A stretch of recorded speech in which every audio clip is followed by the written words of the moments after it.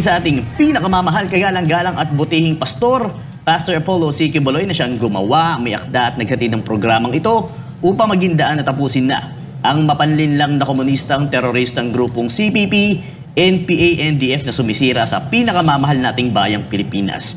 At kasama ko ngayong umaga ang ating original team, walang iba, kundi si Dr. Lorraine Badoy, Present. Jeffrey Ka Eric Celis at si Miss Ina Mortel. Yan, present. Kompleto ang ating team. Okay, pagbati muna mga teammates. Yes, good morning Franco, Doc Lorraine, Ka Eric, of course to our beloved pastor, Pastor Apollo C. Quiboloy, sa buong sambayan ng Pilipino. Nakasama natin another episode na naman tayo ng Laban Kasama ang Bayan. Pero this time, online lang muna tayo at napakarami nating pag-uusapan. Pero bati muna kayo mga kasama at excited tayo sa episode natin ngayon. Yes, good morning Ina, Franco, Morning, Eric, it's good to be back. Morning, ma'am. Thank you. Yes, good. And again, a Merry Christmas to everybody. Happy holidays. Yes, Merry Christmas. Merry Christmas. Meron kaming talagang pangako sa inyo, 'di ba, na hindi namin puputulin. Talagang hahanap kami ng paraan para ang katotohanan ay maibigay namin sa inyo para nang matapos na natin ang salot na CPP, NPA, NDF at para lumipad ng ating pinakamamahal na Pilipinas na isang duyan na magigiting. Kayo yon. Talagang na-prove na ninyo sa atin lahat sa isa't isa na tayo ay lumalaban para sa Pilipinas. So maraming salamat. Hello, Reyna. Ayun. Maraming salamat, Ma'am Lorraine, Miss Ina, and Brother Franco. I miss so much Yes. may Laban Kasama ang Bayan team at ang aking SMNI family.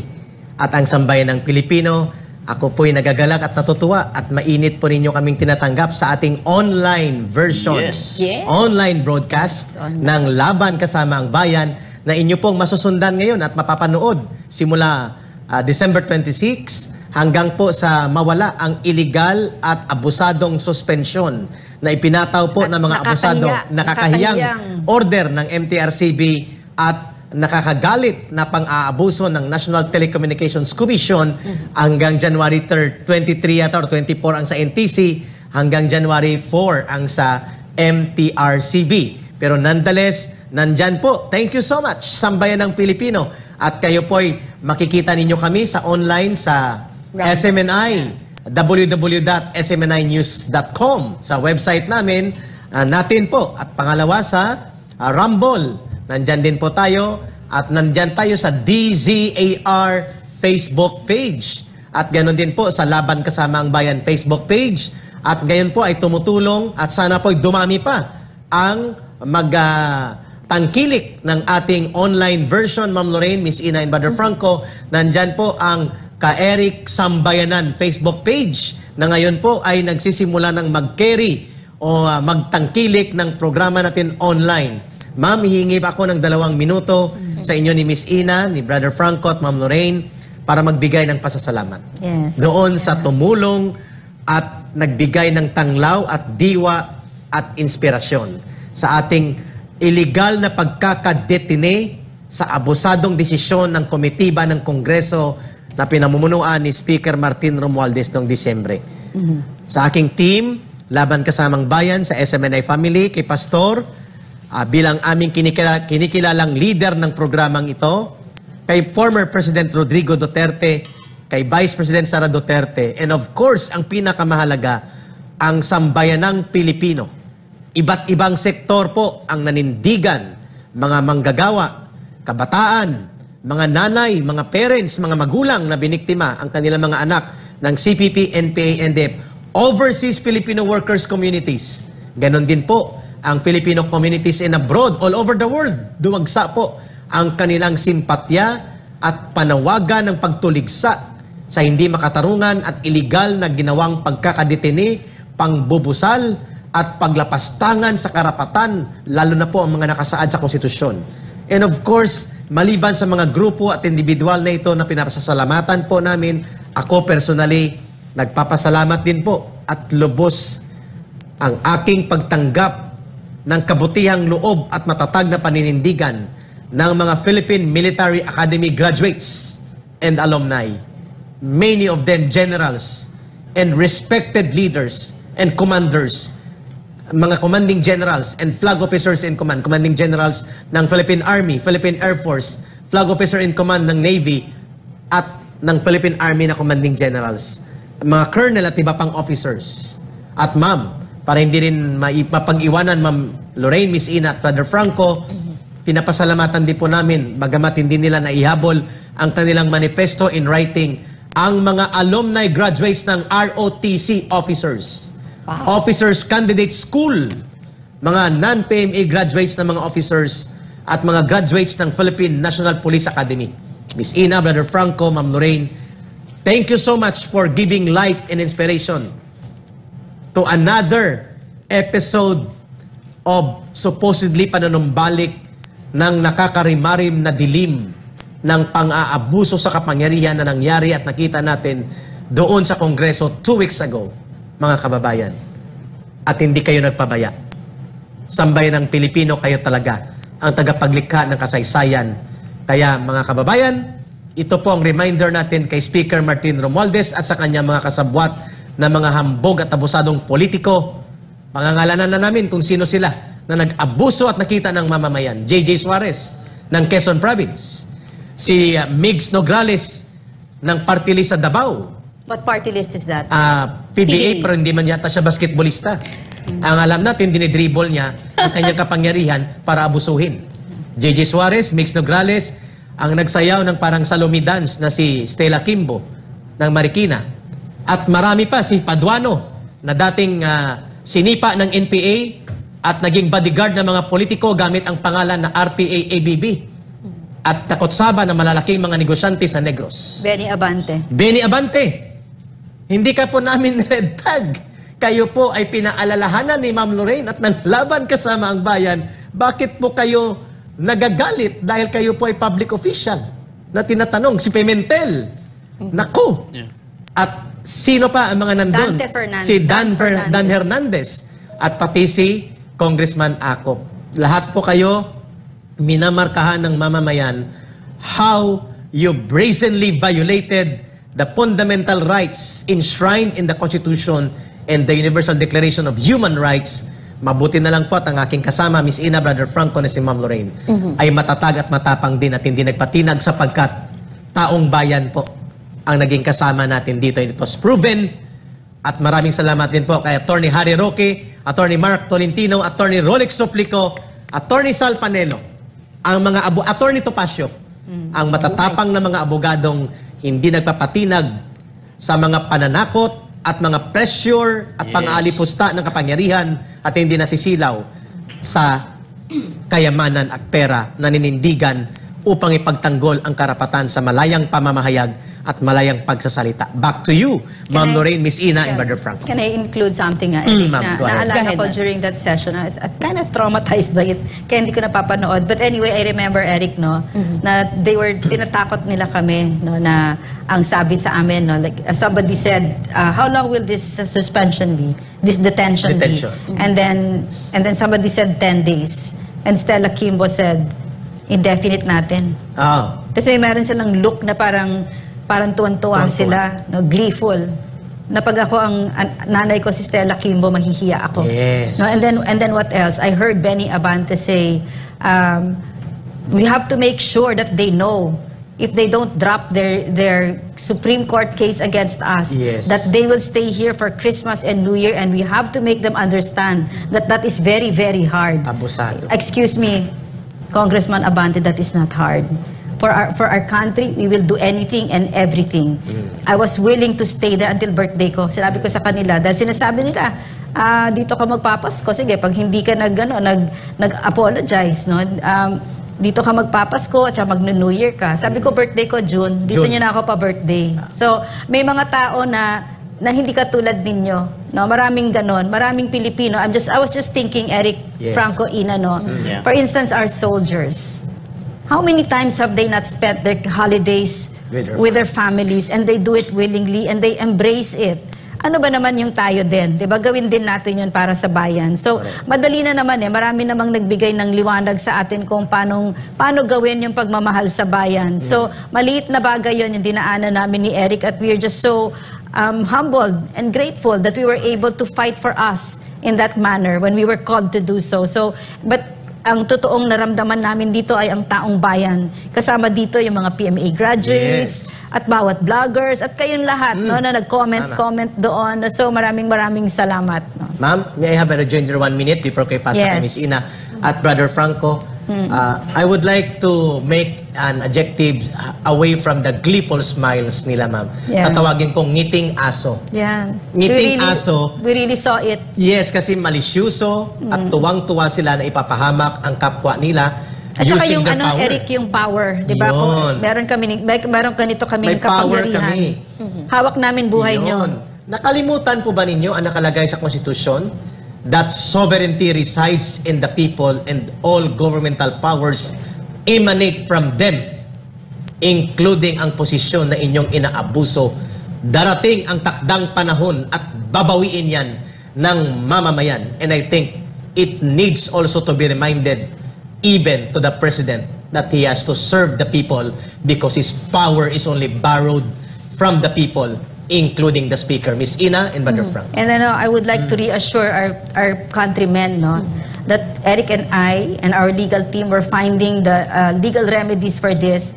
Now we are going to hold them accountable for what they have done to us. Yes, we will 7 do that. days. Illegal detention. And arbitrary, sorry mama, illegal arrest and serious arbitrary detention.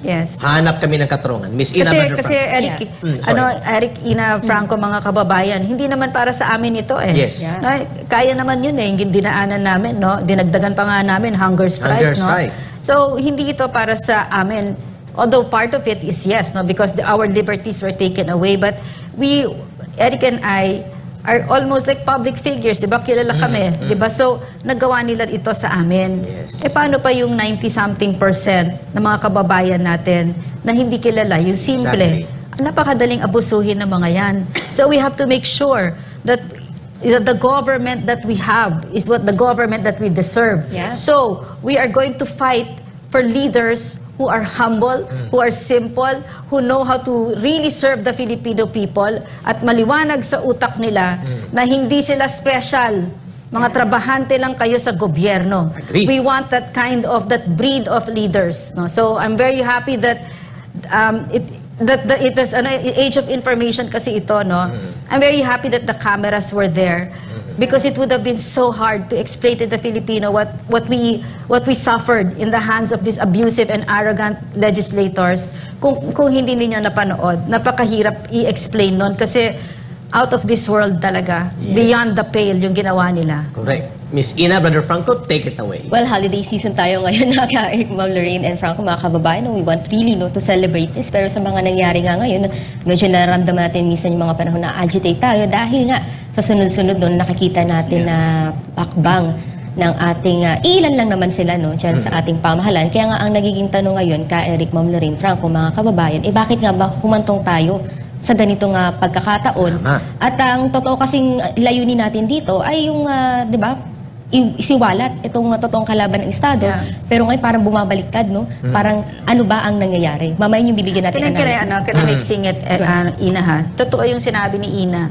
Yung vast majority ng nasa gobyerno ay hindi ganyan. Very faithful, very simple, they are hardworking, they love to serve the Filipino people. And I know this because I had a short stint in government. No? Yan ang ligayan nila, ay ang magsilbi. At saka yung nangyayari dyan sa Kongreso, hindi naman sila lahat yan eh. And even in that franchise committee, no, there are some of them, they are my friends. So I know that ang nag-set up sa kanila niyan ay ang CPP, NPA, NDF, si Franz Castro, si Raul Manuel, at saka si Arlene Brosas. Yan ang itsura ng Kongreso na merong mga komunistang teroristang enablers, lason. So dapat ang mission natin dito ay tatanggalin na natin sila by 2025. Ginagawa nila lahat ngayon para makabalik. Even this one, even all of this, no, yung pag-censor sa SMNI at sa laban is a way of recovery ng mga CPP, NPA, NDF. At yan ang dapat itatak ninyo sa utak, lahat na nangyayari dito. No? Frank, your comment on that, which wala pang 24 hours na lumabas ang suspension order ng MTRCB and in less than 18 hours sa NTC na magkasunod, nagbunyi at nagpa-fiesta at bumili ng lechon sa Maylaloma si Franz Castro at si Raul Manuel at si Arlene Rosas at nagpagawa ng mga tarpaulin na dapat daw deserve at dapat mangyari ito sa SMNI, Brother Franco. Yes, Ka-Eric, gusto nga natin sana maglabas ng isang balita dito pero medyo ibang ating mechanics dito sa ating Online version. ito. Kaya meron lang tayong mga iilang mga cue cards dito na pwede natin basahin din, Ka-Eric, na binibigyan linaw na ang ginawa ng NTC ay hindi naaayon kung ano dapat ipinapatupad ng ating konstitusyon. Isa lang dito ay yung isang nabanggit din, naging pahayag ng ating butihing senator, kung aking okay lang banggitin, ito sa naging pahayag ni... Go ahead. Unahin ko na, si Cheese Escudero. Maganda Senator rin yun. Cheese Yes, Escudero. kasi biglaan yun, Eric. Magkasama tayo nun, di natin naasahan, di ba? Sige. Ito ang sabi ni Cheese, while the NTC under its rules may for good cause suspend a certificate authority to operate of any grantee for 30 days if in its judgment it is necessary to avoid serious and irreparable damage or inconvenience to the public or to private interests. Ang binabanggit ni Cheese, Yes. ito yung sakop ng otoridad niya. Yes. Pero may isang word siya na binanggit, good cause or Yes. reasonable cause. Go ahead, Brother Franco. Correct, Eric. Ito, it should specify what serious and irreparable Yun. damage, inconvenience will be caused by the continued operation of SMNI, Eric. Yun. So malinaw. Malinaw. Ano ang dahilan? Ano ang batayan? At ano ang idudulot na kapahamakan sa mamamayan kung hindi ipagpapatupad ang suspensyon ng SMNI? Isa yun sa binanggit at tinanong ni Senator Cheese Escudero. Correct. A very valid question coming from a lawyer and a senator like him, sapagkat hindi malinaw ang batayan, hindi rin malinaw kung bakit nagsuspend. Basta sinabi lang, may resolusyon ang Kongreso. Hindi naman sakop ng Kongreso at otoridad nila ang NTC at MTRC, Correct. Brother Franco. Ito, Eric, ito sa last. This specification is necessary to avoid allegations of simple harassment and curtailment of press freedom and to prevent a chilling effect on critics of the administration and media in general. Good point, Senator Escudero. Saludo kami sa iyong Yan ang pagiging senador. critical. Yan ang senador. Yeah. Kita nyo si Congressman Benny At, Abante, Brother Franco. yes. Pag pumupuna kami kay Senator Cheese Escudero at sino pa man. Pag kami po ay dapat magbunyi at kilalanin ang mabuting posisyon sa kabutihan ng bansa at ng mamamayan, pumuposisyon din kami.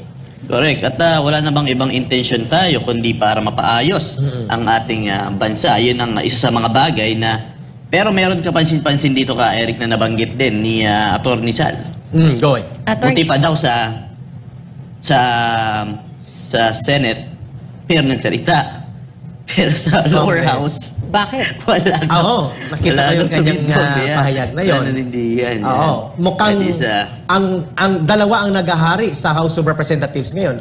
Ang naghahari-harian na si Martin Romualdez at ang mga kanyang kasabwat na CPP, NPA, NDF, walang may paninindigan at lakas ng loob na sawatain at banggain ang Yes. kanilang pag-aabuso sa poder. Correct. Susugad ko pa, Eric. Ito naman mula kay Senator Amy Marcos. Go. Sino ang takot sa SMNI? Anong mga media entities ang mananatiling nagtataguyod ng kalayaan ng pamamahayag, pananalita at pag-iisip? Bakit natin kailangan ipasara ang lahat ng hindi sumasang-ayon sa atin? Correct. Hindi man lang binibigyan ng pagkakataon na magpaliwanag. Paano nangyari na naglabas ng show cause order ang NTC sabay bigay ng 30 days na suspensyon?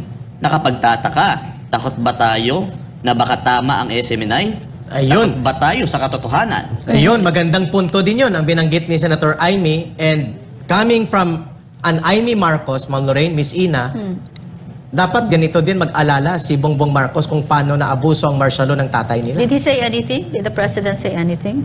No ma'am, wala siya. Si Amy Marcos, kahit ibalik sa kanya, Yeah. Brother Franco, hindi siya natakot na magsalita. Baka ibalik sa kanya ng mga dilawa na ngayon ay kaibigan na ni Bongbong Marcos ang karamihan. Baka sabihan siya, di ba yan ang ginawa ng tatay nyo sa media ng panahon ng martial law? But Amy Marcos, hindi siya nagpatinag. Sinabi niya talaga na hindi maganda para sa demokrasya. And by the way, in fairness to Senator Amy Marcos, Ma'am Lorraine, Miss Ina, Brother Franco, mga kababayan, hindi pa po siya presidente ng panahon ng martial law. So, hindi po siya nag-wield ng power.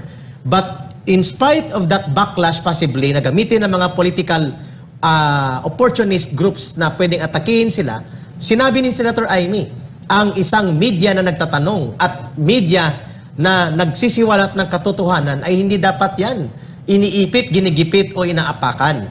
At yun ay without even na pag-aalangan na pwedeng ibalik yan sa kanila. Hindi ba yun ang nangyari sa panahon ng nag-martial law noong 1972 ang tatay ninyo? But the president is silent. Nakakabinging katahimikan at didma-didmahan ang nangyari sa ating Pangulong Bongbong Marcos Jr. At thank you at mayroong isang Senator Amy Marcos na kayang magsalita ng katotohanan in spite of some backlash related to the rule of martial law during their father's time. Maybe the president agrees with what's being done to SMNI. Yes, SMNI perhaps. is the only media group that supported you during your campaign, Mr. Exactly. President. No other media group wanted to touch you. And Yes. you know that. And you know that SMNI spent quite a lot to Yeah. have that presidential debate where you shone. Yes. Sabi nga, Twice. Miss sabi Ina? nga ka Eric Ma'am Lorraine Franco, mga kababayan, di ba, ang pagiging tahimik o ang katahimikan na isa yung pahayag yan. Ano po ba ang nagiging mukha nito, no? Pero simulan natin ka Eric ngayon, yung sinasabi nating autopsy report natin. Sige, sige. Himay-himay natin, no, bigyan natin ng gabay ang ating mga kababayan kung ano bang lagay talaga ng ating politika ngayon at kung bakit naging ganito yung kumagatakbo at naging turning point na sa panahon pang kung kailan na Pasko at lahat ay nagsiselebrate, ay iba ang nagiging hakbang at iba ang nagiging impresyon sa mga ganitong pangyayari. Sige. Ma'am Lorraine, Miss Ina, Brother Franco, tulungan niyo po ako na mabigyan po ng tamang historical perspective. Ano po ang nangyari sa SMNI? Bakit umabot tayo sa panggigipit, pangbubusal at lantarang pagyurak sa mga karapatang pinoprotektahan at ginagarantihan ng konstitusyon, ng saligang batas at ng mga Universal Declaration on Human Rights pertaining to free speech, freedom of expression, and press freedom. Number one, hindi po may tatanggi ni Pangulong Bongbong Marcos Jr. na noong panahon ng elections of 2022, ang lahat ng media ay hindi siguradong mananalo siya dahil Marcos siya. Yeah. Kaya hindi tumaya sa kanya.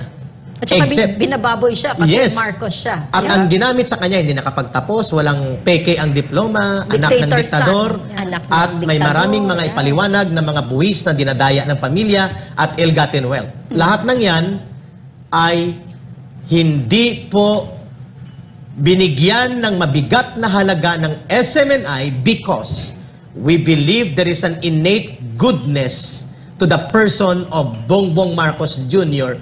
to prove themselves that they deserve to be redeemed for the excesses and grossly unfair historical judgment na ipinasa sa kanila ng mga dilawan at mga oportunistang politiko na nakipagsabwatan sa mga komunistang terorista during the time of his father's reign in government. So nagbigay ng napakalaking liberal treatment ang SMNI sa kanya. And lo and behold, ang lahat ng atake at pagpapahiya at pangbabastos at pangbabalahura sa pagkatao ni Bongbong Marcos at ang kanyang pamilya, hindi naman siya ipinagtanggol ng SMNI but he was given Yeah. a very, very good projection of himself to prove that he is capable, competent, and worthy to become a president. Yun ang binabanggit ni Ma'am Lorraine. Sa debate series, talagang siya ay nagningning at naging isang malinaw na contrast doon sa malinaw na bingatibo at politics of vendetta ni Leni Robredo na nakikipagsabwatan pa sa CPP, NPA, NDF at ngayon ay binibindisyon na naman ng kanyang pinsan at mukhang dumudugtong na papunta sa kanila kay Bongbong Marcos at pati sa kanyang pamilya para mapagtakpan ang mga krimen nila. Bakit napunta tayo dito? Bakit uniteam ang bitbit ng SMNI, sinuportahan ng lahat ng ito? Bakit po inatake ang SMNI? Una, nagsimula po ito nang ang SMNI ay nanindigan na hindi po tama ang halos isang buwan na pag-aatake ng lahat ng media orchestrated by Speaker Martin Romualdez para sirain ang pagkatao at ang mga programa ni Vice Presidente Sara Duterte. Sapagkat nakaroon ng lamat ang kanilang relasyon nang tinawag siya na tambaluslos ng Vice Presidente nang siya ay nagkaroon ng maniobra sa kanyang insecurity kay Gloria Macapagal Arroyo para tanggalin unceremoniously ang kanilang party mate na si Gloria Macapagal Arroyo. Nagsalita si Inday Sara dyan. Nang pumasok ang budget hearing, budget season, Binantayan namin ni Ma'am Lorraine ito, ni Brother Franco at ni Miss Ina, isang buwan na inatake tudo-tudo. Si Sara Duterte walang nagsasalita. Not a single officer in government. Not even a single one from the National Task Force to End Local Communist Armed Conflict kung saan designated by the President as co-vice chairperson si Sara Duterte, except Justice Angie Miranda. Yes. At ng LCC na nagkaroon No ng one lakas ng defended loob. her. No Yes. Ng Legal Cooperation Cluster Can I lang. just make Go ahead, singit, ma'am. Sing it, ma'am. Yeah. Bakit tahimik ang NTFL Cap Stratcom na dati ang ingay namin, no? Exactly. Yeah, kasi nandyan si Cheloy Garafil. Siya ang secretary ngayon ng communications. At ang Kasi- asawa? At ang asawa ay si Ay Eric linyado ng Garafil. CPP. Linyado ng CPP. So, ang naging directive sa NTFL Cap Stratcom ay huwag kayong magsalita. Correct. Wala kasing red tagging dito. Correct. Yun ang sabi. Ma'am, dudugtungan ko Yes. yung binanggit Go ahead. ni ma'am. So mula doon, nakita ng SMNI na imbis na atakihin ang Vice Presidente na nagtatanggol ng ating bayan laban sa CPP, NPA, NDF, binunyag namin na nagkakaroon ng conspiracy. Yes. Nahuhubog ang pakikipagsabwatan at konsabahan ng CPP, NPA, NDF Urban Operatives kay Martin Romualdez sa mga politikong kasabwat niya against the Vice President. And because of that, nag-carry tayo, nagdala tayo ng mga balita at mga pahayag na naglilinaw na hindi po mali ang confidential fund at security fund. Sapagkat yan po ay ginagamit by tradition and by necessity. And in fact, napakalaki po ang confidential fund and intelligence fund ng Office of the President. Ni Katiting po ay hindi nag-question dyan. Ang CPP, NPA, NDF at ni Katiting walang kongresista nag-question yan. Only Senator Coco Pimentel. Question, Eric, Vera. Yung that confidential fund that you said, because the Vice President has been brought to the Supreme Court because of the confidential funds. Correct. Which group is this again? Grupo po ito nila Barry Barry Gutierrez. Yeah, Barry Gutierrez. And then So- sumunod silang preliminaries at mga grupo ng Okay. kaliwa. So, sila Barry Gutierrez ang kakausapin ko. Hindi naman na sila Nery kasi mga CPP talaga CPP yan. talaga yan. Si Nery Colmenares. So, sila Barry Gutierrez, will they file kaya a case against the Speaker for not explaining to us clearly where that 2.06 billion Correct. for travel expenses went kasi they claim that they only spent around 40 million lang. So what happened to the budget? What the rest of it? Maybe Barry Gutierrez will file a case? Yes, Mas ma'am, malaki magandang yun. tanong. Mas malaki yun, And ha? will Barry Gutierrez also, question, saan, at ang CPP, i-include ko sila ma'am, Yeah. saan ginastos ni Presidente Marcos ang kanyang confidential fund kung kayo'y patas at totoo for good governance? Because the biggest share in the budget pertaining to confidential fund and security fund ay nasa Office of the President. At Ano- bakit hindi siya isinama, ma'am? Ha? Yeah. Di sila sasalita doon. Ang tinanong lang nila doon sa Supreme Court at pinapaliwanag nila si Inday Sara Duterte na recipient lamang ng ibinaba na pondo mula sa Office of the President. Why you did not include the President? And nakapiring ang mata namin dito, hindi dahil si Vice President Exactly. yan. It could be anybody else, di ba?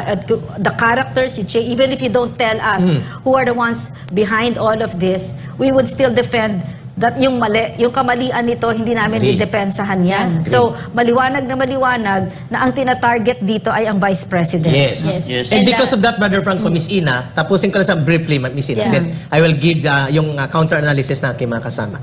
Napilitan po ang SMNI na maglabas ng editorial, maglabas po ng analysis, nag-interview tayo ng mga tao na nakakaalam at ipinaliwanag ni former National Security Advisor, Secretary Esperon, ni NICA Director General Monteagudo, former. At nakita natin ang kabuluhan at katamaan at ang kawastuhan ng confidential fund na ito. Subalit, hindi lang ito nangyari dyan, Ma'am Lorraine. Nagkaroon ng plenary sa budget sa House of Representatives. At binitawan na ni Martin Romualdez ang kanyang mga bulldogs at mga Rottweilers na ang pangalan ay Raul Manuel, Arlen Rosas at si Franz Castro. At sa harap ng Kongreso at taong bayan, before the nation, grabe ang pagpapahiya at atake kay Sara Duterte bilang Vice Presidente. Not one single Congress representative stood by her side during that time. Not one in the government. Nakakaawa. Hindi tama yon. At sapagkat ng kanyang ipinaglaban ay hindi ang kanyang personal na pondo, kundi pondo para iligtas ang mga kabataan, ang anak natin, ang mga guro na ini-infiltrate at nire-radicalize at nire-recruit ng CPP, NPA, NDF through Franz Castro, Raul Manuel, and Arlene Brosas. Eric, Yes. I have a question. Go. Could you explain to the Filipino people ano yung galaw na ito ng CPP? Nakikita natin ngayong lahat dito, no? Yung kakunsyabahan, everything, all of it. Ano yung maniobra dito na CPP para mas makilala natin at mas naiintindihan ng ating mga kababayan kung ano itong nangyayaring ito? Yes. Ito ma'am, nanggaling sa kanilang statement, Brother Franco. Iwan ko kung makayang hugutin sa Laban Kasamang Bayan Viber Group.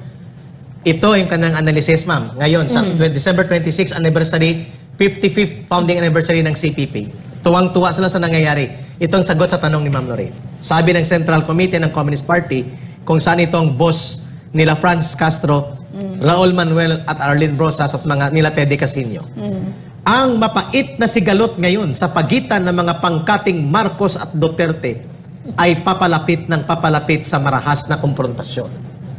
So tuwang-tuwa sila na So, nagbabanggaan. gusto niya ito. Oh, mag-statement nila to ha. Ngayon, hayagang pinupuna ng mga Duterte si Marcos sa planong buhayin muli ang usapang pangkapayapaan sa National Democratic Front, of course, CPP, NPA, NDF ito. Ang ilang bagong retiradong generals ng militar na tapat kay Duterte ay umiikot na sa iba pang opisyal ng mga Intriga. negosyante at mga military upang mangukat at mangupat ng kudeta para ibagsak si Marcos at magtatag ng military-civilian junta.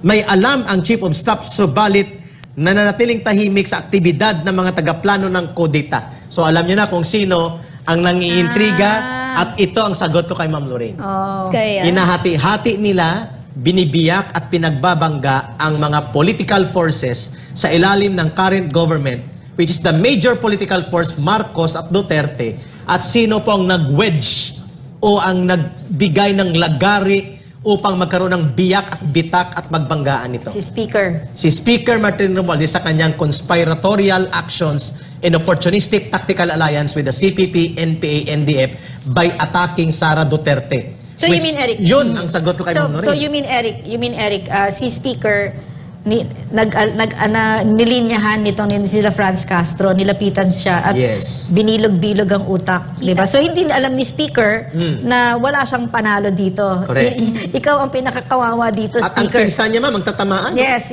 So, my question to you is, ito yung specialty ba ng CPP, di ba, na nilapitan nila si Speaker kasi ang intent talaga nila ay pag-awayin ang Marcos Duterte faction. Correct. At tayo ay mag-aaway-away. Tama ba, Eric? Tama ka, ma'am. Yan ang tinatawag na splitting the ranks of the enemy. So they played on the Speaker's Political ambition. political ambitions of being president or prime minister or whatever. At kinapitala nila ito. At ngayon nakikita natin, exactly Miss Ina Bader Franco, ito ay statement ng Committee Central ng Communist Party kung saan napapailalim si Franz Castro, Raul Manuel at Arlene Brosas at sila Teddy Casino kung bakit sila nagkakaroon ng maniobra kay Speaker Martin Romualdez. Fast forward, ma'am. Bakit napunta na sa SMNI? Sapagkat hindi nakatiis ang ama sa kanyang anak. The former President Rodrigo Duterte na may programang Black Time na gikan sa masa para sa masa sa SMNI kasama si Pastor Kibuloy ay nagsalita sa dalawang magkasunod na episodes. At ipinagtanggol at ipinaliwanag niya na walang mali sa posisyon ni Vice President Sara Duterte to the point na ipinaliwanag niya kung sino ang totoong kurakot at nangungulimbat ng kaban ng bayan. Na umabot sa kanyang pagtatanong, buksan yung libro nyo. Mauuna kami, pero susunod kayo. Saan nyo ginagastos ang mga extraordinary at mga miscellaneous expenses na walang audit na matino. Certificate of acceptance or certificate of expenditures lang sa pondo, bilyones na pondo ang nawawala according sa analysis ni Pangulong Duterte. Dito nasakta na si Martin Romualdez. At nanawagan si Pangulong Duterte, kung hindi nyo gagawin yan, ang inyong accountability and transparent obligation to the people, ipapanawagan ko dito na hindi na tayo magbabayad ng buwis. Ang mga sundalo, pulis at militar, lahat ay magsalita upang i-pressure kayo na maglabas ng inyong abuso sa pundo sapagkat yan ang source ng korupsyon. At doon na nagsimula ang lahat-lahat. Ma'am Lorraine, Miss Ina, kung kaya ang pagtatanong namin na hindi tumugma sa kanilang datos pero tumutugma pala sa katotohanan, kapos pa ng mga 600 million.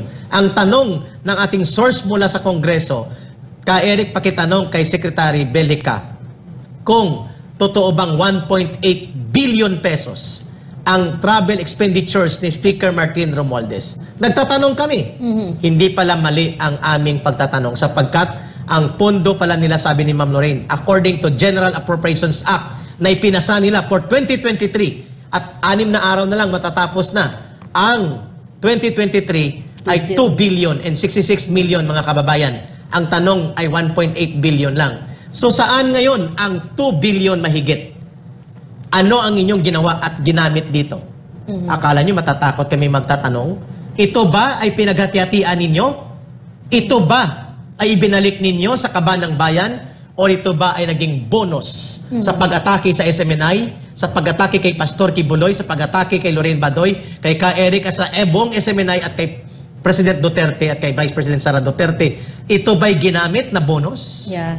Pag magtanong kami, may source o wala, karapatan po yan ng mamamayan na nakasaad sa konstitusyon. Ikukulong nyo kami ulit, Miss Inagoy. Hindi ito balita. Nagtatanong, commentary, Yes, diba? commentary program nature ito. ng ating program. Pero dugtungan ko na yung analysis natin go dito. ahead. Kasi Ka Eric, ever since yung direction ng SME, lalo ng programa natin, is to really end CPP, NPA, NDF. Yes. At essentially, kasama dyan, yung talaga nagiging hakbang nila pagdating sa government, diba, yung urban operatives. Kaya ito yung medyo komplikadong bahagi. Kasi ginagamit ng kalaban na nagre-red tag tayo, which is hindi totoo yun. Kasi binibigyan natin ng detalyadong analysis, yung mga hakbang, kung bakit merong nagkakaroon ng alyansa, merong mga nakakaalarmang mga hakbang ang CPP na hindi alam, no? Or possible, alam ng ating mga nasa ating pamahalaan, pero hindi sila umaaksyon. Or kung ano man ang kanilang mga nagiging, kumbaga ba yung kanilang pagtingin dito. Kaya nakakabahala dito kasi nga, yung kay Pangulong Bongbong Marcos, tila may mga nagsusulsul siguro, kung sa kanya pananahimik, kung gano'n na ba nagiging direksyon. Yun yung tanong ating mga kababayan, kung bakit umabot sa ganito. Kasi nung campaign period, to be fair, lahat po, ang SML, bukas po yan sa lahat po ng candidates noon. Hindi po yan kami solely supported na kay Marcos o kay We didn't support DP, anyone. Yes. We didn't. Open yun. Nagkataon Open sa lahat. na. Nung time We din just yun, wanted a debate that was Agree. a higher standard. Tama. No? Hindi binuksan showbiz. po namin yun sa lahat. Pero sila po yung pumunta nun. And nagkaroon po ng special din yung on the road with the front runner, which is sila yung nangunguna ng time na yun. Tama. Para makita natin kung paano ba nakuha ang pulso ng ating mga kababayan na ganito yung mga kandidato. So pinakita natin. Diba? Sabi natin kanina na hindi ito binigay ng ibang network. Pero Yes. we don't care about that kasi tayo, clear nga yung direction natin. Ito yung magiging direction ng ating Pangulo, ito yung mga pangako niya. At isa sa nagustuhan nating mga kababayan, yung una doon, di ba? Ipagpatuloy ang NTF-ELCAC. Yes. Tama At ka nandun dyan. yung pagsuporta niya to end ang insurgency sa ating bansa. Tsaka maliwanag sinabi niya, wala nang peace talks. Walang peace Oh. talks. So may mga resibo Categorical tayo. yun. Yeah. Meron tayong mga ganun na, kumbaga ba, mas lalong talagang na minahal ng ating mga kabayan, naging Marcos Duterte Nagtiwala tandem tayo. unity. Di ba? Historical yung naging na both the President and the Vice President, majority ng ating mga kabayan, nagbigay ng pagtitiwala, minahal sila. Pero more than a year after, naging ganito yung pangyayari. Because yun, kanina nalatag na natin, kasi ang CPP and PNDF, nananatili sila dyan. Diba? Sinasabi natin matatapos ng NPA. Okay, fine. Kasi, di ba, isang guerrilla front, di ko na alam kung may aktibo pa pala. Pero wala na, dapang-dapa na sila doon sa armed struggle. Pero, hindi tayo pwede maging kumpiyansa kasi nga buhay pa rin ang kanilang white area operation. Or yung which is, urban operations. nakalangoy sila sa iba't ibang sektor, lalo na dyan sa ating pamahalaan. Exactly. At kinikilala, hindi lang si Ka Eric, kundi iba pang mga dating kasapi ng CPP, NPA, NDF, itong mga komunistang teroristang grupo, nandyan sa Kongreso, pinangalanan na, di ba?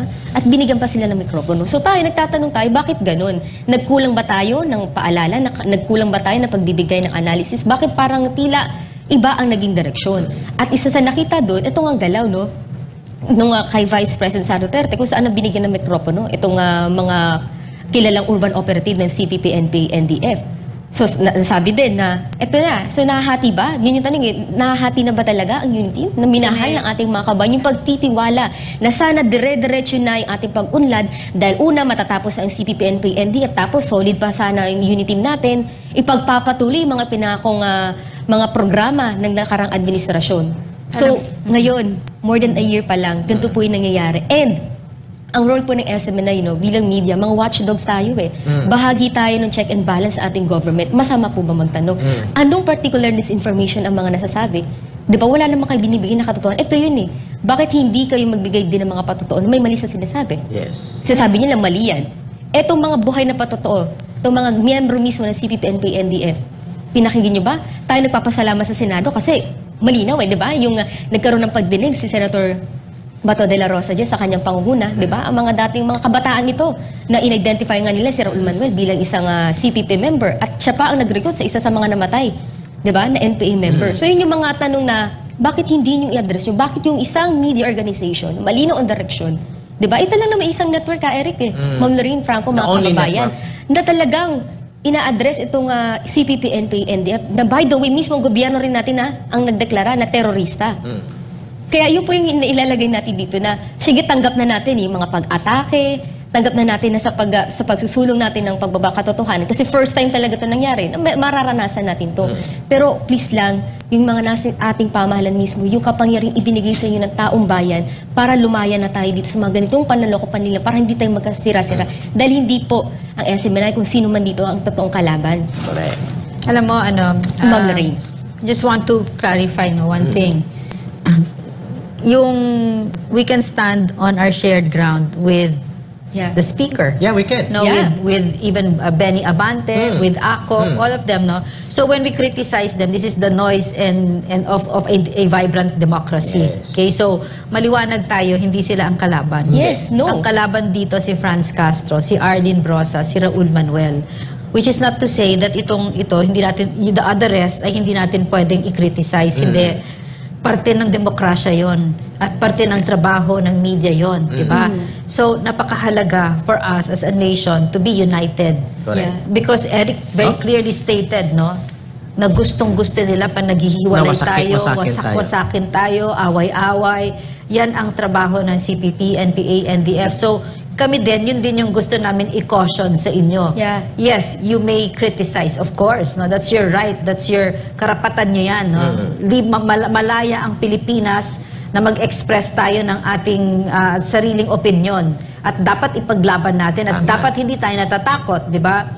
Pero maliwanag din dapat sa atin na ang kalaban natin, numero 1, ay yung tatlong yan na nasa Kongreso. At ang buong CPP, NPA, NDF, na ang kanyang layunin ay talagang mag-iwatak. Kasi kung sisirain mo ang isang bagay, kailangan paghiwa-hiwalayin mo. Yeah. Mas madali yan kasi pag united, napakahirap nun. Correct. So bakit ba kami nakalaya ni Eric? Dahil kasi nag-unite tayo. Nag-unite kayo. So yan ang strength ng Pilipinas. Pag tayo ay nagkapit-bisig. Correct. So yun yung Brother gusto Frank, kong sabihin. you may have your comment. Yes, Ka-Eric. Actually, those days kung saan we are rallying behind the President, those times, nararamdaman ko naman ang pagiging sincero ng ating Presidente, ng ating Pangulo. Totoo naman.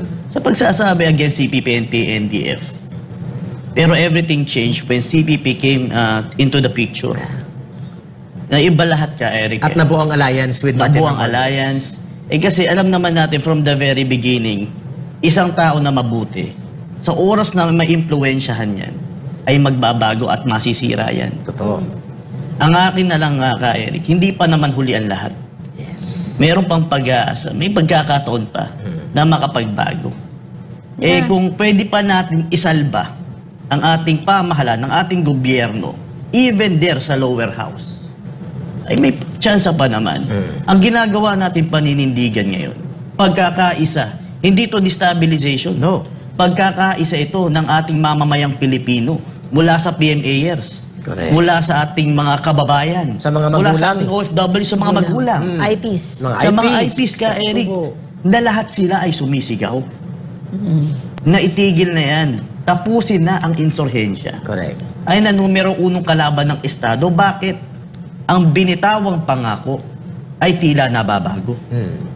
Yun ang katanungan ng ating mga kababayan. Can I say something? I want to comment on yung mga chismis na si PRRD is behind the destabilization At of this ito government. mga itinuturo ng CPP, siya talaga. Susulsol. Yeah. Sino ba yan? Kung sino man maniniwala dyan, may kulang kayo sa pag-iisip talaga. Correct. Because the President Rodrigo Roa Duterte, I've worked with him very closely. That's right. Hindi siya power hungry and in fact, ang directive niya sa amin, when we were there during our term of office was, we need to fix our system so that the next government, the next administration will have it easy. Correct. Diba, nandyan na. So, laging ganun yung isip niya, bababa kami dito.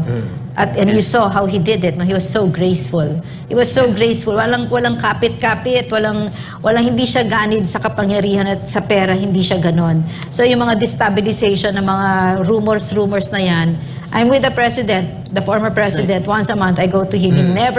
He will never do anything like that. He is a man of the law. So if there's any destabilization that's going on, It's the CPP. it will really come from the CPP, NPA, NDF, And their collaborators. and the government officials na tiwali sa gobyerno, Yes. nag-ayaw magbigay ng accounting. Because the PMA graduates made it very clear, Maganda very yun. exceedingly Ganda ng clear, Yes. that they want an accounting. And for the Filipino people to ask an accounting is part of your duty, your responsibility to the Filipino people. Dapat maliwanag sa utak nyo yan. So if you're talking about destabilization, it's certainly not going to come from Rodrigo Roa Correct. Duterte because he's not interested. Ma'am, maganda yung binanggit ni Ma'am Lorraine. Kung ganid at sakim sa kapangyarihan si Rodrigo Duterte at ang mga Duterte, dapat hindi na siya bumaba sa pwesto sa panahon na may kapangyarihan pa siya. That he can use the military, he can use the police in order to establish civilian military junta or revolutionary government. Can I just But he sing did it? not. Yeah, can I Oh, just he did sing it a little Go ahead, bit, ma'am. Erica? Bandang Marso pa lang, nakita ko na si President Duterte. He had already let go. Yeah. He was very clear. Wala pag may lumalapit na March sa 2022. Yeah, March 2022, no? Batang eleksyon. Sinasabi niya, no, pag may lumalapit at humihingi ng pabor na lalaktaw pa sa kanyang term of office, Wag hindi na. niya binibigay. Sabi niya, my time is over. I'm quoting him verbatim. My time is over. Correct. This is a wonderful example for our leaders na itong poder na hawak ng ating mga leaders ay hindi nanggagaling sa inyo at dapat binibitawan yan.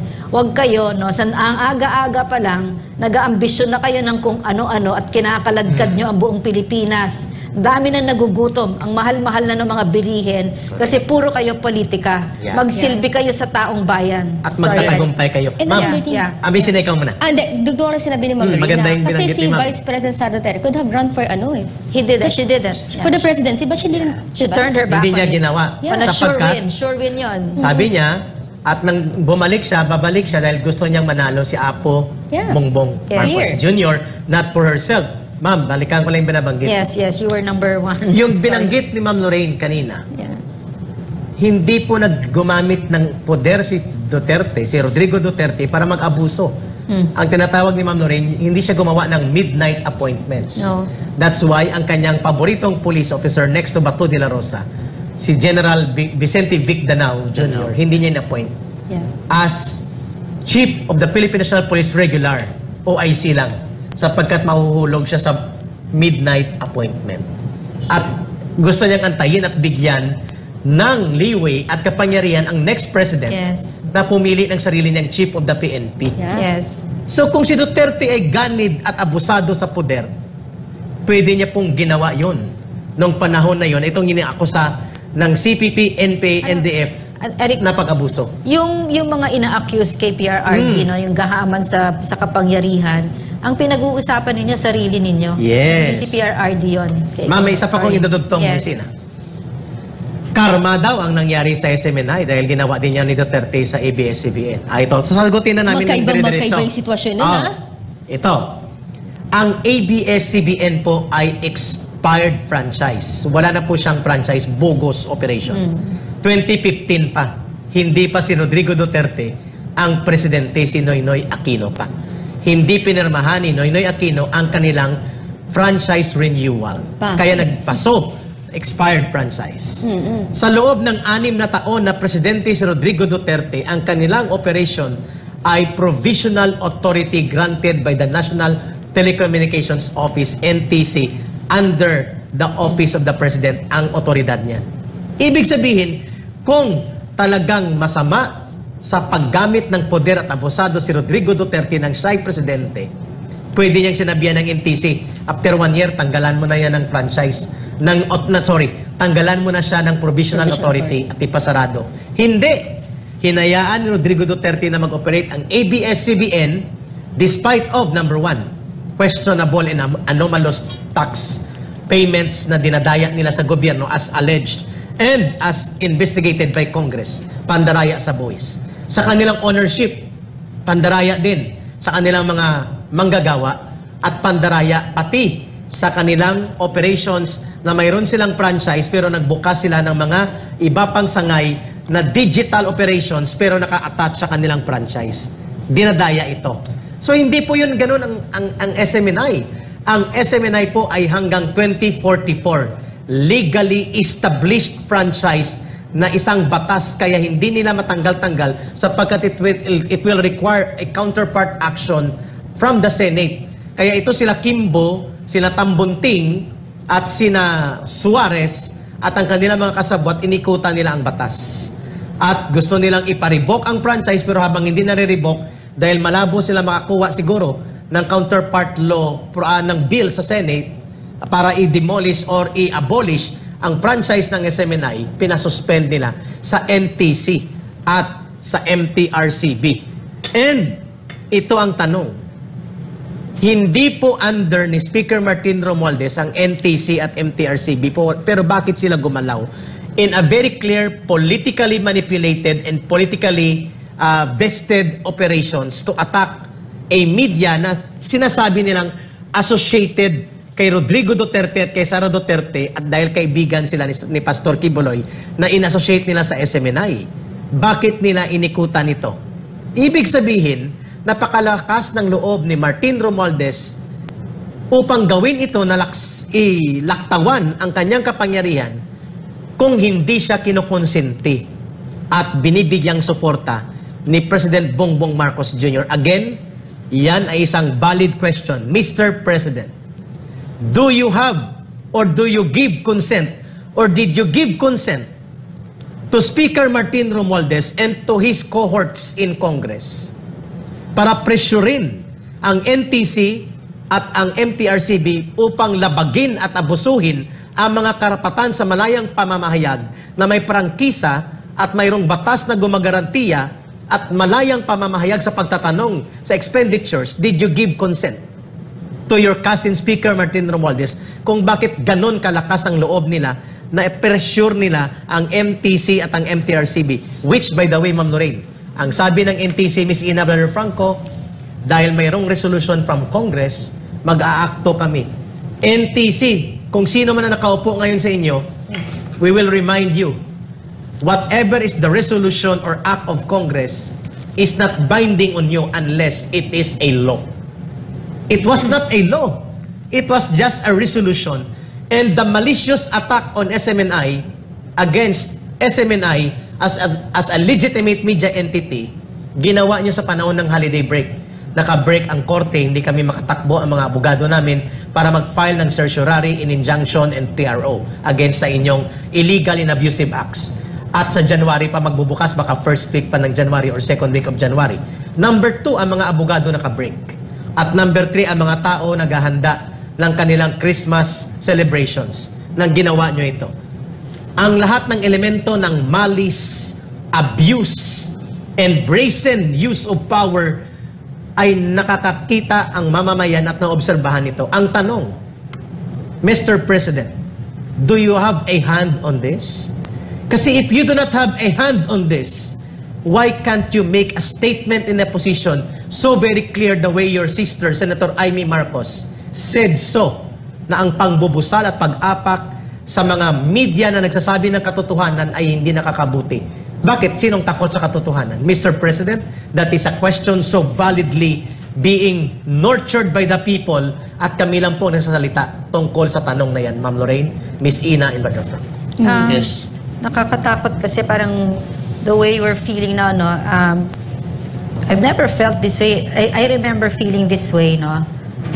When I was 10 years old when martial law was declared and they clamped down on media. And this is how I'm feeling right now. No, parang this is the first time people are afraid to say anything again. No, so this is what's happening now, 'di ba? So Eric, yung may tatanong kasi ako, no. Go ahead. What do you think about them saying, no, that the funds of that SMNI is being funded by China? My gosh, So And, ridiculous. Ma'am, Yeah. ang akusasyon na yan Yeah. ay mukhang pinaniwalaan ng presidente because we are made to believe that the president is looking at SMNI according sa maraming nakakaalam sa timplahan ng galawan sa politika. Even in Congress, they still... Even in Congress, Labas sinasabi nila nila yon. And even ang isang kongresistang lumapit sa atin, ma'am, Yeah. bago tayo i-release Yes. the next day, Yes. ayun din ang kanilang teorya Yeah. na pinupunduhan ng bansang China ang SMNI. That Why? is I mean, on what? What's because the daw basis? tayo ay anti-war at hindi natin tinutuligsa ang mga pangbubuli ng China. What? Tumutuligsa po kami. Pero not to the point na manggagatong kami ng digmaan. Sapagkat mali po ang patakaran ng digmaan in dealing with Chinese attitude in the West Philippine Sea, the posturing of war or the promotions of war can never be the policy of the government because it will endanger the people in the entire country. Sapagkat hindi digmaan po ang solusyon dyan.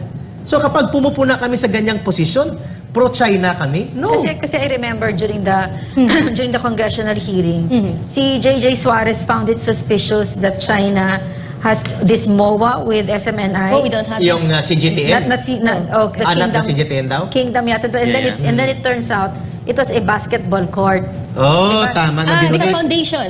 The foundation, Yeah. yes, not SMNI. So, Yeah.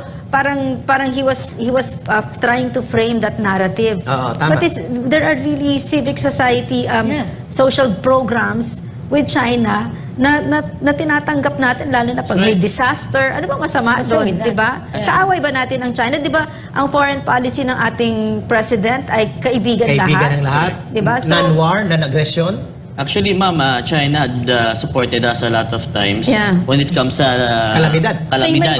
we're not hiding anything. No? Yeah. At pinakita natin yun. Ito, Brown, I will be very brave. This may not be the stand of SMNI. Even if SMNI will not stand on it, ako ay mananawagan. Kapag nilusob tayo ng China, at kapag na malayong mangyari at dinigma nila tayo at inagaw ang mga aktwal na teritoryo natin, hindi yung disputed na mga lugar na pinagdidebatihan pa, kapag ginawa nila niyan, kahit ako po ay mahina na sa physical, ipagtatanggol ko pong bansang ito Yes. against China. Yes. True. And I think SMNI will call Of on the course. people to stand and defend our country. Yes. That's right. I think it's unfair. And it's not only for China, kahit Amerika din ang lumusob o Yeah. gumamit at lapastanganin tayo, tatayo at titindig kami. So it's not true that kami po ay pro-China, kami po ay anti-American. No! And we are not funded by China sapagkat kami po ay nagmamahal ng kapayapaan and we are against war. And I will state it, hindi po worth na ang digmaan at war posturing Right. ang policy natin in dealing with China na biglang pumihit nang sa ilalim na ni Bongbong Marcos Jr. because that is exactly what the US wants. May I clarify something ha? Kasi I think, itong mga nag-iintriga ng ganyan, no? I think that they don't understand SMNI at all eh. Yeah. This is very simple lang talaga ito.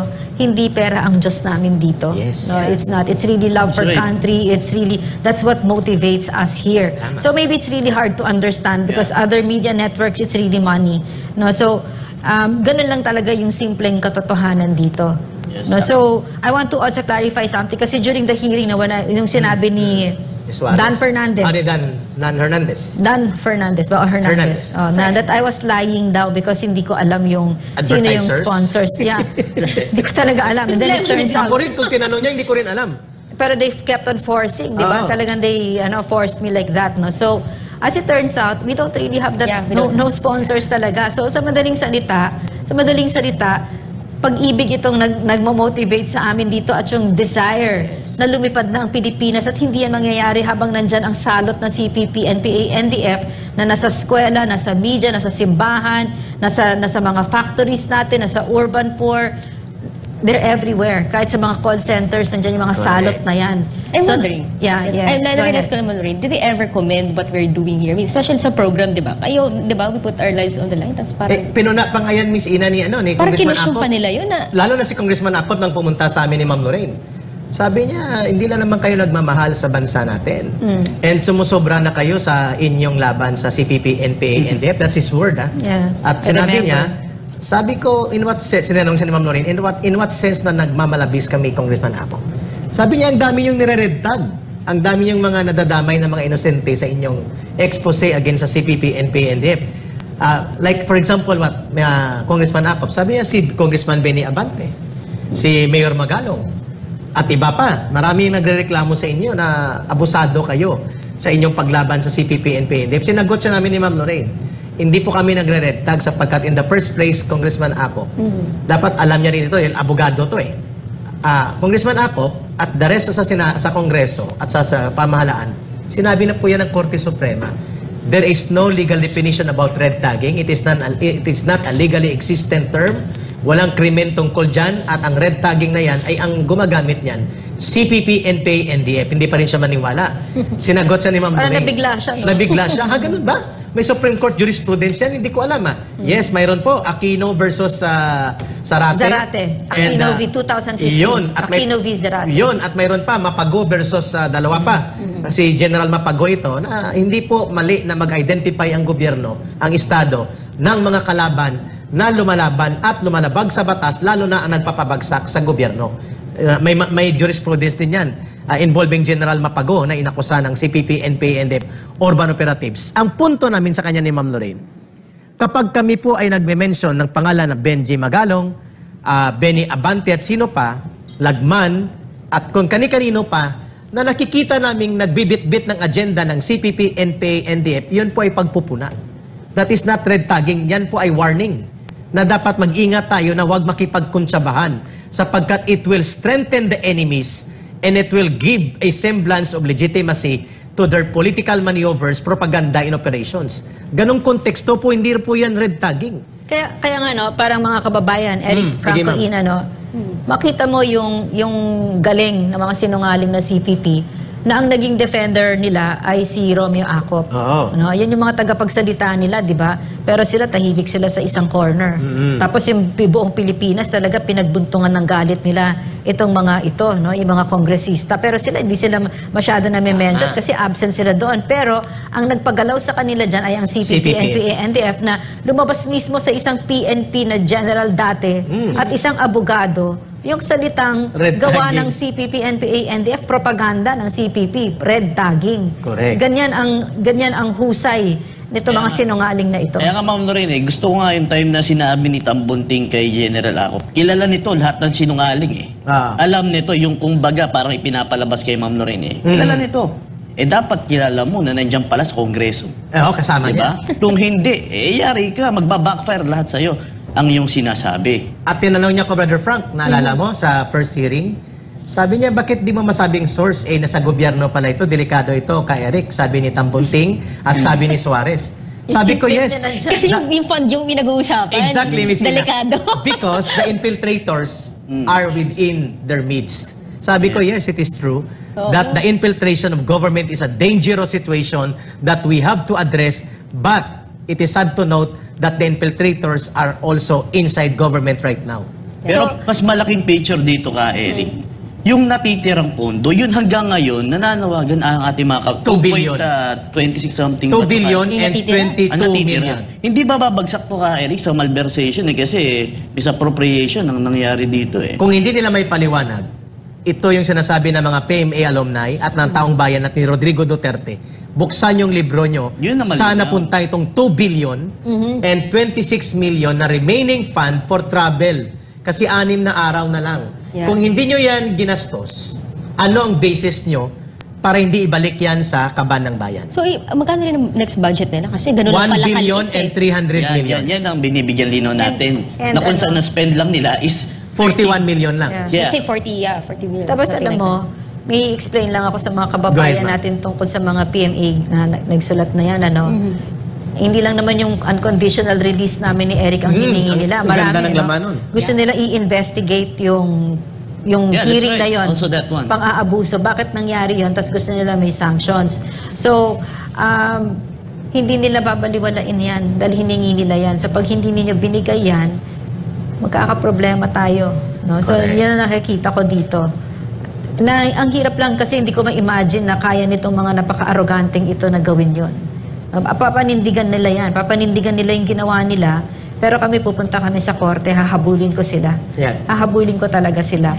Sama ko yan, ma'am. Tsaka itong Join mga ako. PMAers na ito, mag-aabang yan, magmamasid yan. So, and there will be consequences pag hindi ito nangyari. I don't know what those consequences are, but these are men who have the moral ascendancy because they have given their lives to this country. At ayoko marinig yung kay Romeo Acop na you don't have the whatever, that sort of thing. No?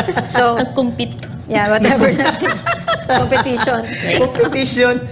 Yeah, but the truth is, us here, General Acop, we tell the truth about the CPP, NPA, NDF without the protection and the resources of government. Whereas you were paid to do that. Correct. Ma'am, ito ngayon ang nakakabahala, Brother Franco, Miss Ina.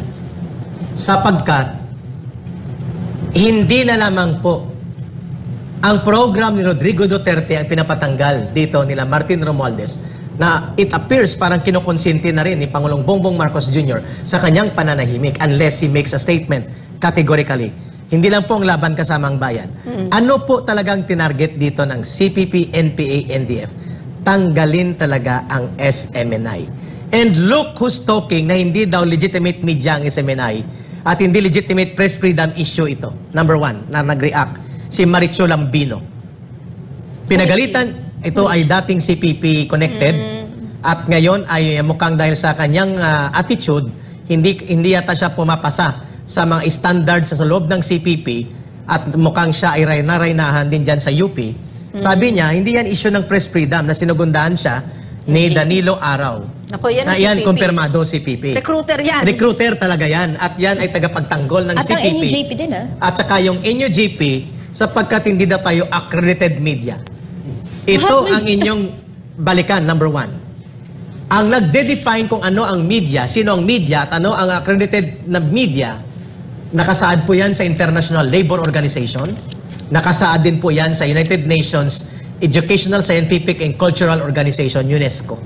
Ano pong sinasabi doon?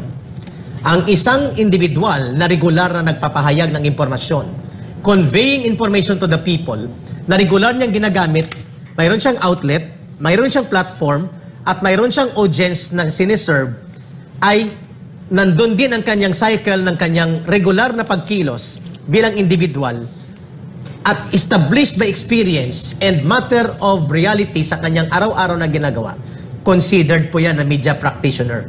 At hindi po required na yan ay bigyan ng accreditation ng gobyerno o ng sino mang entity na private like KBP.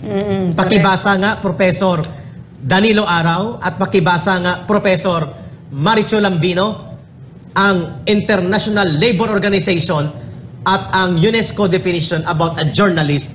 At ano ang ibig sabihin ng accredited? Ang ibig sabihin ng accredited, you are being given authority or authorized by a legitimate media outfit. SMNI has a franchise 2019 to 2044. Batas po yun.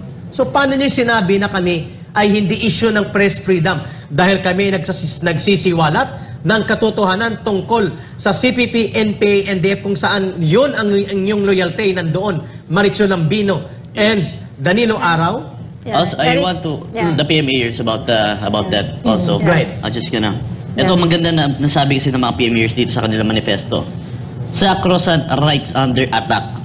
We sound the alarm that the freedoms of speech and press, the very lifeblood of our democracy, Correct. are under siege. Very good. When protectors of truth are persecuted for invoking their legal rights, it is a clarion call for all defenders of liberty to stand in opposition. Thank you. May I make a comment Yes, on ma'am, that? go. No? Ang napakagandang nangyayari dito, napakaliwanag ko ano ang CPP, NPA, NDF. Yan sila Danilo Araw yan. Kasi mahilig sila mag-imbento, 'di ba, na human rights activists, champions of freedom. But now they are already showing us kung sino talaga sila. Wala silang pakialam diyan sa pinagsesermonan nila na press freedom. Ang lalakas ng mga bibig ng mga yan tungkol dyan, di ba? Pero nakita natin, wala silang pakialam. Si Gabriela, si Arlene Brosas, napakaraming nare-rape na mga estudyante natin, ng mga NPA, nung sumali sila. Tikom ang bibig pagdating sa women's rights kasi hindi sila totoong women's rights activist. Correct. Mahilig sila magsabi-sabi na sovereign ang Pilipinas, anti-US, pero tahimik sila pagdating sa EDCA. Diba? So nakita natin, maliwanag ngayon, kasi it's not rocket science itong ginagawa ng panggigipit sa SMNI. Press freedom na talaga ang issue na ito. Yes. No, ang pagbubusal dito sa amin, napakalaking violation ng human rights. Pero nakita natin, ang totoong champions ng human rights ay nagsalita. Yan ang AFP. Yan ang #1 human rights defenders natin. Correct. At itong CPP na ito, yan sila Danilo Araw na yan, at ang NUJP na yan, napakatahimik tungkol dyan, hindi nga pala tahimik. And si Arlene Brosas, si Franz Castro, yan ang nagsalita, no, na hindi daw ito freedom of the press na issue.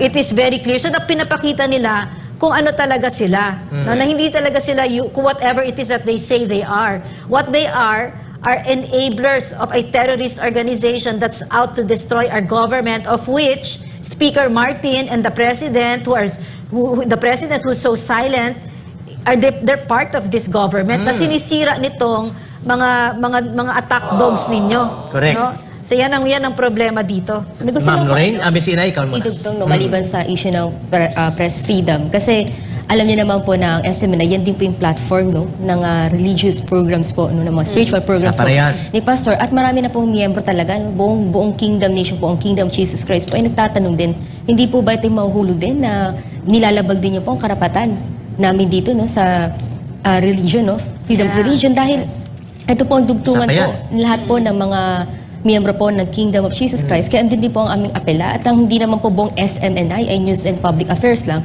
Pagkos ito rin po, no, ito po yung nagiging dugtungan nga po, no, ng aming paniniwala, ang aming faith. Kaya ito po yung kinoconsider din namin na atake din po sa aming pananampalataya. Yes. Miss Ina, i-confirm ko, mga kababayan, ngayong umaga, uulitin ko po ito. Ang hiningi po talaga ng CPP, NPA, NDF kay Speaker Martin Romualdez ay tanggalan ng platform ang Laban Kasamang Bayan sapagkat nasasaktan po sila dito. Hindi po kami natitinag sa harassment cases nila kay Ma'am Lorraine, tambak-tambak na 1 tonelada na. Sa akin, kalahating tonelada pa lang. Sa kanya, 1 tonelada. Hindi kami tumitigil.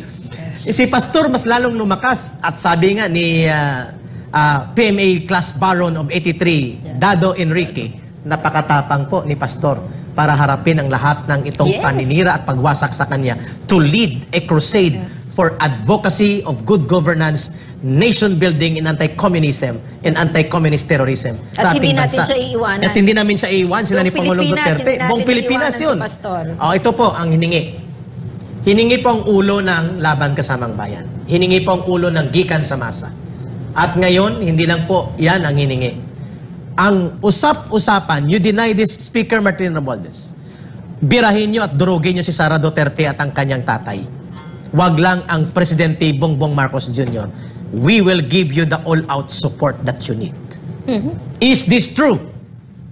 Na itong usapan ninyo, Speaker Martin Romualdez, doon sa picture na lumabas, na ang naglabas mismo si Teddy Casino, at pinapa-take down sa kanya sapagkat ito sa confirmatory evidence. Madedetain ka na naman. Walang problema, ma'am. Nagtanong ako ulit. Online edition lang po ito. Akala nyo, itatanong namin.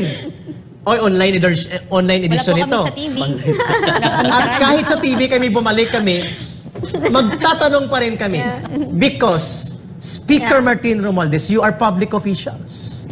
If you don't want to be criticized, if you don't want to be subjected to public scrutiny, you resign as a public official. Go out of government, nobody will comment about it. You know what? Eric, I want to say something. I like it when you talk like that.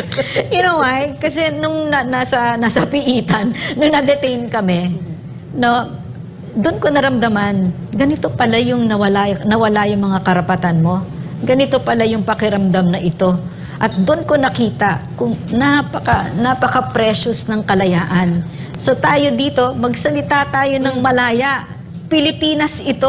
Duyan ito na magigiting. Maraming nagpakamatay. Maraming namatay para tayo ay maging malaya. Titiklop tayo dahil nasa CPP, NPA, NDF? No. O yung mga governor, mga nasa gobyerno na ambisyoso na pinapatahimik tayo? Talaga? Hindi totoo yan. Ang nakakalungkot nito, Ma'am Lorraine, Miss Ina, Brother Franco, I never saw in my experience, not even the time of Rodrigo Duterte, when he was president, na binigyan niya ng pagkakataon sincerely and seriously na maging cabinet secretaries ang mga operatibang aktibo ng Communist Party, Rafael Mariano, Judy Tagawalo, Lisa Masa, and scores of USEC and ASECs sa iba't ibang departamento ng Agrarian Reform, DSWD, NAPSI. Never silang namayagpag dahil sweto sila at binabantayan sila ni former President Duterte. Kung ikukumpara ngayon na ang presidente ay si Bongbong Marcos Jr., hindi ko po nakita ang ganitong pamamayagpag ng pag-abuso sa legal processes. Yeah. Pag-abuso sa poder sa Kongreso. Garapalan, pag-abuso sa pundo. At pag-abuso sa plataforma na para bagang ang nangyari noong panahon ni Rodrigo Duterte na sila po ay nasuppress at unti-unting bumagsak ay nabigyan ng pagkakataon na sumambulat na para mga wild attack dogs na umaatake ngayon sa mamamayan, pero ang inuuna nila yung nagsasalita at naninindigan, which is the CPP, NPA-NDF na number one enemy, itong SMNI. Kaya kami po ay nananawagan sa mga taong bayan at itong binabanggit ni Brother Franco. When we call on the people to defend democracy, to stand for our fundamental inviolable rights, to free speech and freedom of expression, and to join and stand with the government to fight to the end and defeat completely the CPP, NPA, NDF, hindi po yan destabilization. Yan po ang tamang gawin. Brother Franco, Miss Ina, mga kababayan, I will read again ang statement ng CPP, NPA, NDF, December 26, kung saan tuwang-tuwa sila sa nangyayari sa atin. Sana mapakinggan ito ni Pangulong Bongbong Marcos Jr., mapakinggan din ito ni Speaker Martin Romualdez at ng kanyang mga kasabwat sa Kongreso. Again, ito po ang statement na ito, pinapalakpakan ito, sinasaladuhan ito ni Teddy Casino, nila Carol Araulio, nila Raul Manuel, Arlen Brosas at Franz Castro sapagkat sila po ang urban operative components ng CPP. Ito pong nakasaad sa kanilang statement, portion lang ito. Ang mapait na sigalot sa pagitan ng mga pangkating Marcos at Duterte ay palapit ng palapit sa marahas na konfrontasyon. Tuwang-tuwa sila. Brother Franco, na magkukomprontahan ang Duterte at Marcos at mga kaalyado nila. Hayagang pinupuna ng mga Duterte si Marcos. Oh, kita mo, Brother Franco, tuwang-tuwa sila na may sigalot at may pagpupunahan sa planong buhayin muli ang usapang pangkapayapaan. Which is, kaninong interes itong usapang pangkapayapaan na ito? Sa CPP, NPA, NDF ito. At hundreds of retired officers are questioning the wisdom of the President's order to talk to the CPP again without clear terms of reference for them to give up arms and terrorism and to dismantle and disband the NPA. Walang malinaw na ganong pag-uusap, binuksan sila at parang walang nangyari. Ito yung sinasabi ng CPP sa statement niya na dinidipinsahan nila ang usapang pagkapayapaan sa National Democratic Front at CPP. Ang ilang bagong retirong generals ng military na tapat kay Duterte ay umiikot sa mga opisyal ng militar na aktibo, mga negosyante at upang mangupat, manulsul ng kudita. Intrigero para ibagsak si Marcos at magtatag ng civilian military junta. May alam ang Chief of Staff, subalit na natiling tahimik siya. General Bronner, inaakusahan po kayo ng Central Committee ng Communist Party that you know about this. Is this true, General Bronner? That you believe that the kudita and military junta is being hatched and prepared by Rodrigo Duterte? Did you brief the President about this? Naku. General Bronner, is President Marcos convinced na magkukudita dahil gusto lamang ni Duterte manumbalik sa poder? Is that so? At dahil may issue ng kapayapaan, which is a valid public interest issue na dapat talakayin, kaya nyo kami binubusalan sa SMNI? At ito ay lumabas ngayon sa Statement of Declaration ng Communist Party of the Philippines na para may pag-uusap at the back at alam nilang nangyayaring mga maniobra sa loob ng gobyernong ito? Eric, ako gusto kong maniwala na hindi ganyan kahina ang ang pag-iisip ng ating pangulo na Sana. paniniwalaan niya yan. Kaya ako naniniwala na hindi yan yung pinaniniwalaan ni Pangulong Bongbong Marcos na ang Duterte, si dating Pangulong Rodrigo Duterte, ang nasa likod ng umano'y destabilization efforts. No? Kasi Kudeta nilinaw na talaga. yan walang ganun. At mga ano lang yan, naninira lang yan, nagsusulsul lang yan para talaga mahati-hati. Pero dahil ilang minuto na lang tayo bago mag-alas 12, ka Eric Magarin Franco, okay lang ba na mag-transition tayo dito sa topic ng dahil anniversary ngayon ng CPP at itong sitwasyon ng ating bansa Sige. ngayon, lalo na itong kanilang panggigipit sa SMNI, gaano to kahalaga sa kanila at gaano rin ka-importante na hindi dapat nga ang SMNI ang kanilang busalan dahil lalo nating programa natin nung nalaban sa CPP, NPA, NDF. Ma'am Lorraine, bakit ang CPP napakahalagang hingin?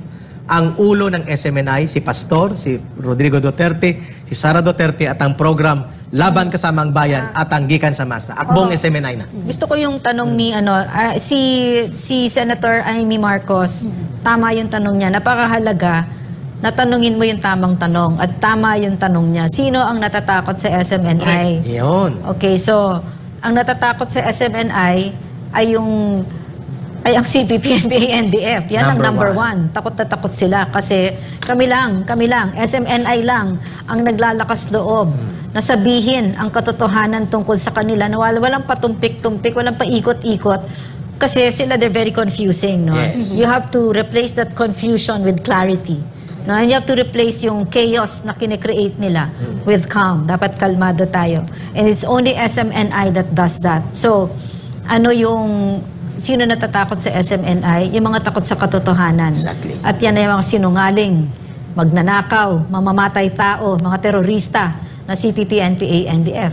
Simple as that. Correct. It's not rocket science. Frank, your take on this bilang bahagi ng mamamahayag kay Hodang gusto kang idipay na mamahayag ng CPP operative na si Danilo Araw at ng mga kasabwat nila. Your take on that question ni Ms. Ina at sa sagot ni Ma'am Lorraine. Kasi, kaya Eric, ganito yan. Later on, hindi naman ng mga mababatas na nagdi-design nito. Ang taong bayan naman, Correct. kahit anong sabihin nila, pero ang nakikita ng buong bansa ay ang katotohanan na nakukuha nila dito sa SMNI ay ang paninindigan at dyan dapat susunod dahil demokrasya tayo. At alam naman natin, kaya hindi tayo pwedeng magpakita ng pang-aabuso ng ating otoridad. Ayun, napakalinaw. Kasi nangyayari sa atin dito, ka Eric, ito ay really inilaan para makita ng taong bayan kung sino ba ang mga taong dapat pagkatiwalaan. Tama. Dahil yun nangyayari sa inyo, ka Eric, yun nangyayari dito sa SMNI, nakita naman natin ng mga taong naninindigan sa tama. Tama. At nakikita natin kung ano ang nangyayari sa ating pamahalaan. Dito, ibinuking lalo ang ginagawa ng CPP, NPA, NDF sa oras na ikaw, natanggapin mo sila sa iyong poder. Frank, dudugtungan ko yung binabanggit mo, please. Yes, ng sir. katotohanan, Miss Ina. Sa binanggit ni Ma'am Lorraine. Sino bang takot sa katotohanan na binabanggit ng SMNI about CPP, NPA, NDF? Number one, ayaw ng CPP, NPA, NDF at mga urban operatives nila, pati mga party list operators nila, na maisiwalat na ang punot dulo ng pagdideklara ng martial law noong 1972 ay dahil binomba nila ng 3 granada ang Plaza Miranda. At hanggang ngayon, ang kalunos-lunos at karumal-dumal na krimen na yan ay pilit pinagtatakpan ng mga current leaders and cadres ng CPP, NPA, NDF. That's number one truth. Sila po ang pasimuno sa pagbomba sa Plaza Miranda na ibinintang kay President Marcos Sr. at dapat alalahanin niya ni Bongbong Marcos Jr. na baka may mangyaring masama sa ilang opisyal na malapit sa kanya at isisisi kay Duterte para magkaroon ng malalang away sila. Ganon kasama ang record at pagkatao at organisasyon ng CPP na pumatay ng 6 na sibilyan or 7 at mahigit 100 ang sugatan, including ang serious damage kay Salonga, kay Manglapos at marami pang mga liberal party groups na kaalyado sana nila, subalit except Ninoy Aquino. Number 2, ayaw nilang masiwalat ang more than 3,500 na mga replay galing China na kanilang kinuha, nagpabili ng barko at bitbitin at parmasan ang taong bayan para patayin ang mga sundalo at pulis at pumatay ng sibilyan at pabagsakin ang gobyerno ng ating bayan noong panahon ni Ferdinand Marcos Sr. Ayaw nilang isiwalat ito, ang MB Karagatan. Third, ayaw nilang isiwalat na ang CPP, NPA, NDF ay pumatay po ng mga inosenteng sibilyan kagaya ni Kit Absalon, ng Rano Massacre, ng 4 na buwang sanggol doon sa Talakag, Bukidnon. at ng libo-libong mga CPP, NPA, NDF na pinaghinalaan nilang mga kasabwat daw ng gobyerno at mga espiya na pinagpapatay nila at pinagbabaon ang kagaya ng mga na-discovery sa Leyte at sa Mindanao at dito sa Southern Tagalog. Ayaw nilang maalala ng mamamayan na ang dami nilang pinatay, sinunog, binomba, including ang estimated more than 15,000 sundalo at pulis and more than 30,000 civilians at mga NPA na nadamay at mga pamilyang nawasak for the last 55 years. Ang tanong, sino lang na media outlet ang nagsasalita at nagbubunyag dito na nagtataya ng buhay, karangalan, personal na comfort, kung hindi kami binigyan ng pagkakataon dito sa SMNI at ang programang itong binuo ni Pastor Kibuloy sa kanyang pamumuno na magkaroon ng ganitong programa. Sino lang ang nagsisiwalat na ang mga nagnakaw na mga anak, na mga inosenteng kabataan sa mga magulang na nagpapatuloy hanggang ngayon at nandyan pa sa Kongreso ang mga nagre-rekruta like Raul Manuel Arlen Brosas at si Franz Castro, yung mga ninakaw nilang kabataan doon sa Mindanao na binubulgar namin ni Ma'am Lorraine. Sino ang nagpapaliwanag nito? Ngayon ang tanong sa inyo, ito bang mga katotohanan na ito, Speaker Martin Romualdez? Sa Senado, kay Pangulong Bongbong Marcos Jr., ito ba ang gantimpala? Ito ba ang balik sa SMNI na dapat busalan, iwala, at durugin dahil nag-aabuso kami sa aming press freedom at free expression? Taong bayan, kayo na po ang humatol kung bakit humantong ang SMNI dito sa kalagayang very, very similar to the period nang idineklara noon ng martial law na lahat ng media ay ginamit bilang at tinrato bilang kalaban ng administrasyon. Ma'am Lorraine. Yes, isa sa mga bagay na gusto natin i-highlights dito ka Eric dahil anibersaryo nga ng CPP, NPA, NDF ngayong araw habang hinanap ko pa yung iba pang statement ng ating mga butihing senador ay, ma'am, ipaalala natin kung ano ang karahasan na ginawa ng CPP, NPA, NDF. Sila'y nagbubunyi ng kanilang anibersaryo. Ito po ang ginawa nila sa ating bansa. Ma'am. So where do I even start, no? Hindi na nga maibilang yung mga anak natin na nagkandamatay at sumali sa NPA, no? Hindi na natin maibilang yan. Hindi na natin maibilang yung mga kapatid natin na katutubo na pinagpapatay at nawasak ng mga buhay nila. Okay, just to shorten it because we're running out of time. Bakit ganito ang Pilipinas? Bakit ang Vietnam lumipad na? Bakit ang Thailand, mga ASEAN brothers and sisters natin, lumipad na? Bakit tayo naiwanan? Yan ay dahil sa CPP, NPA, NDF. Yung modernization lang ng jeep pinalalaki pa nila. 15 diba? years. 15 years. So gusto nila talaga wasak na wasak ang Pilipinas. So gusto ko sana hingin sa inyo, no, na kilalanin natin sino yung kalaban natin. Sila Benny Abante, hindi natin kalaban yan. Because I believe that there is a middle ground. Yeah. Middle ground for them. So, am I gonna vote for him if I'm from his district? Maybe not, no? But hindi siya kalaban. Itong mga nandyan sa Kongreso. So, maliwanag tayo. Uunahin nating tanggalin ang CPP, NPA, NDF. Kasi yan ang hindi kung bakit hindi tayo lumilipad bilang isang bansa. Napakaganda ng Pilipinas, napakatatalino natin, at saka talagang ang gigiting ng mga tao dito. Nakita natin yung kalidad ng mga PMA graduates, kung paano sila magsalita at kung paano yung sulat nila at pinakilala talaga nila, pinaalala nila sa atin kung sino tayo. Kasi nung nakaupo ako doon, no, Eric, naramdaman ko noon, parang ganito pala yung ginagahasa. Wala kang kalaban-laban and I felt so disempowered, no, na parang grabe, pwede palang gawin ito, no? But hindi pala pwedeng gawin yon. May nagmamasid kasi we have each other. The Philippines, we have each other. So, ang isang demokrasya this is a government by the people, of the people, for the people. So, tayo ang pinaka hindi nag-iisip dito, yung mga ambisyoso na walang respeto doon sa kapangyarihan ng taong bayan. Correct. Yeah. Correct. Miss Ina, your take, and then Brother Franco before our extra. Well, to add, no, isa kasi sa mga nakikita talaga nating dahilan kung bakit tumagal ito dahil dun sa information war na sa matagal na panahon, no, wala naman talagang media, walang network na nagbigay ng ganitong programa, no. Hindi naman sa self-serving tayo, pero yun talaga yung nakikita natin na ito yung naging dugtungan, no.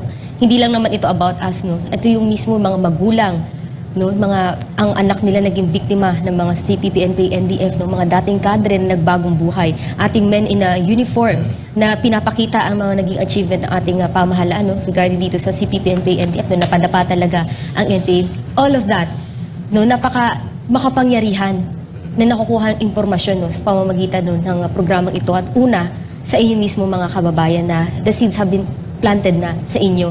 At napakahalaga ng role nyo na ipalaganap pa ito at kayo rin mismo tumindig kung nasan man kayong sektor ng ating lipunan.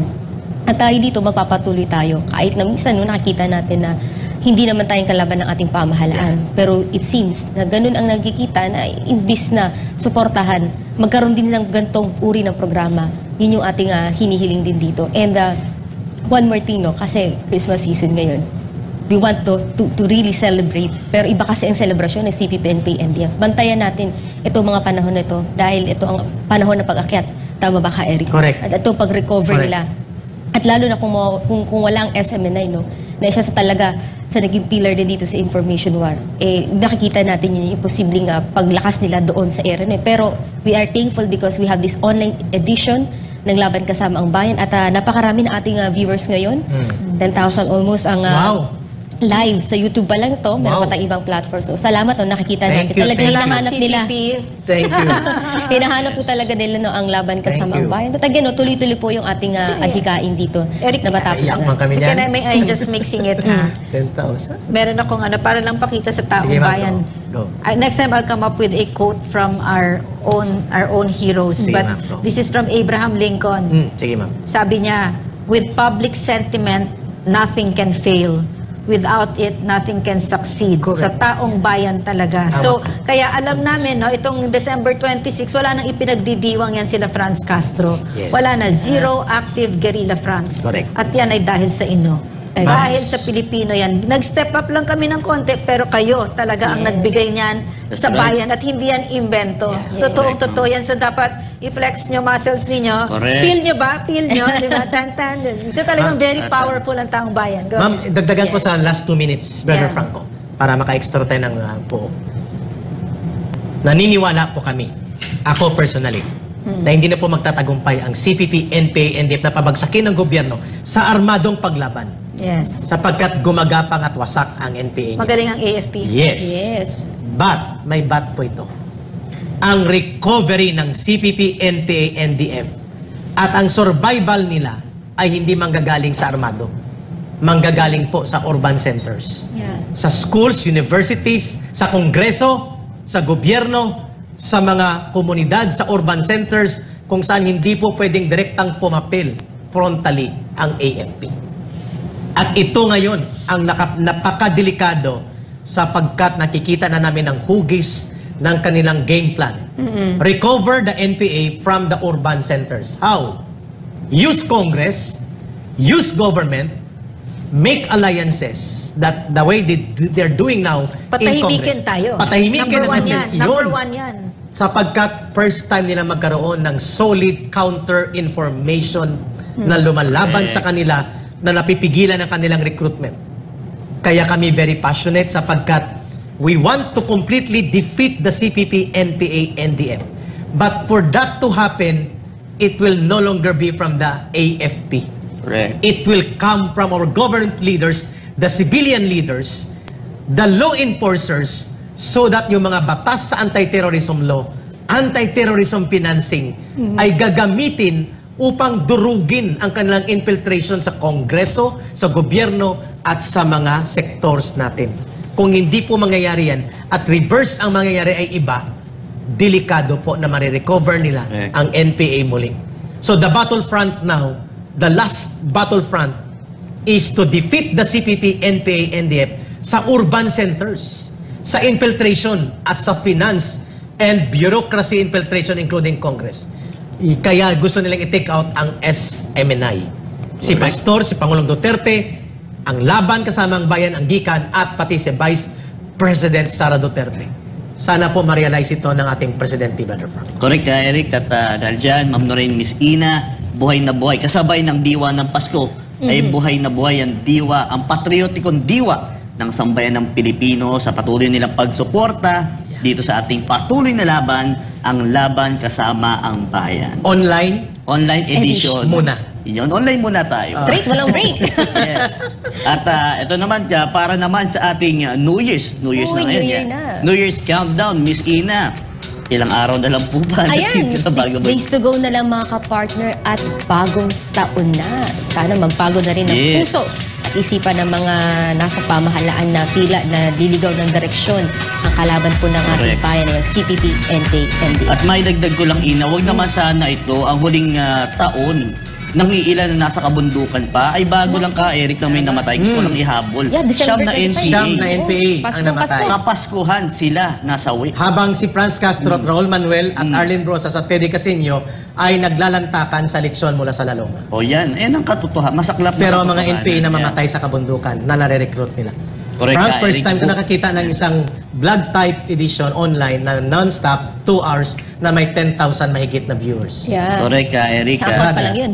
At unang bugso pa lang yan ng ating linggong ito. Marami pa tayong tatalakayin. Kaya, at yan po ang naging talakayan natin sa araw na ito. Sa susunod na mga araw po muli, magkita-kita tayo muli pag-usapan ang mga mahalagang issue dito sa ating bansa. Maraming salamat sa ating pinakamamahal, kagalang-galang at butihing pastor, Pastor Apollo C. Quiboloy, dahil katuwang katulong tayo sa kanyang ministry sa paglalahad ng mga katotohanan sa ating bayan. Sa muli, ako po si Franco Baranda. Ako si Ina Mortel. Ako si Lorraine Badoy. Ako si Jeffrey, Brother Eric Celis. At ito ang laban kasama ang bayan para sa Diyos at sa Pilipinas nating mahal. Thank you.